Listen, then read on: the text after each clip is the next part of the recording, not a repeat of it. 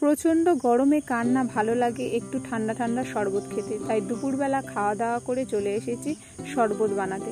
দিদিকে বললাম তুই শরবতটা বানা, আমি একটু ভিডিও করি। যেহেতু এই ফলটা আমার কাছে নতুন নতুন বলতে আমি আগেও একবার এই ফলটা দিয়ে শরবত করে খেয়েছিলাম, তাই তোমাদের সাথে সেই সময় শেয়ার করা হয়নি, তাই আজকে তো আর না করে শেয়ার না করে পারলাম না।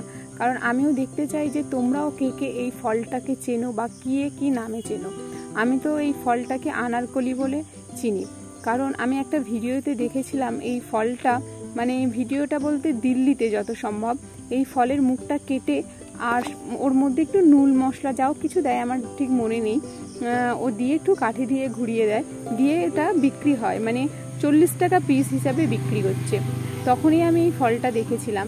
আর আমার পাশে এই ফলটা ছিল, যে আমার বাড়ির আশেপাশে এই ফল গাছটা ছিল, আমি জানতাম না, তাই যখনই চিনতে পেরেছি সঙ্গে সঙ্গে ফলটা নিয়ে এসেছিলাম।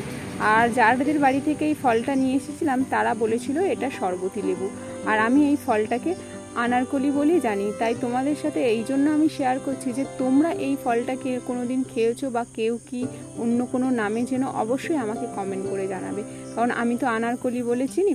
তাই এই ফলটা ভালো করে দিদিকে বললাম তুই একটু চটকে নে, কারণ ওকে আগেও বানিয়েছিল চটকে ঠান্ডা জল দিয়ে তার সাথে নুন আর চিনি দিয়ে ভালো করে ফেটে নিতে হবে। নিলেই দেখবে এত সুন্দর একটা স্মেল বেরোচ্ছে, আর ওই দানাগুলো ছেঁকে নিতে হবে, না হলে পেটে যদি খেয়ে গাছ বের হয়, গাছ বের হবে না সেটা কথা নয়, কিন্তু ওই দানাগুলো ফেলে দিতে হবে আর একটা ছাঁকনি দিয়ে ছেঁকে নিতে হবে। আমি এর আগে যে সময় শরবত করে খেয়েছিলাম সেই সময় দানাগুলো চারিদিকে ছড়িয়ে দিয়েছিলাম যাতে আমার অনেক গাছ বের হয়, কিন্তু মানে দুর্ভাগ্যবশত আমার গাছ এখনো বেরোয়নি। আজকের ভাবছি ফের এই দানাগুলো ছড়িয়ে দেব যদি কোনো গাছ বের হয়। আর একদিন আমি তোমাদের এই গাছটাকে অবশ্যই দেখাবো, যার বাড়ি থেকে গাছটা নিয়ে এসেছি। দিদি এদিকে ছাঁকছে, আর এত সেন্ট বেরোচ্ছে মানে ভাবতেই পারবে না। এটা তবু তো একটা অসময়, এটা সবসময়ই হয় ফলটা, আর এর তো আরও বেশি কালার হয়, একটা অরেঞ্জ অরেঞ্জ কালার হয়ে আসে। আমাদের বাড়ির আশেপাশে অনেক রকম ফল গাছ থাকে, কিন্তু আমরা তাদের নাম জানি না, বিষ ফল বলে এড়িয়ে যাই।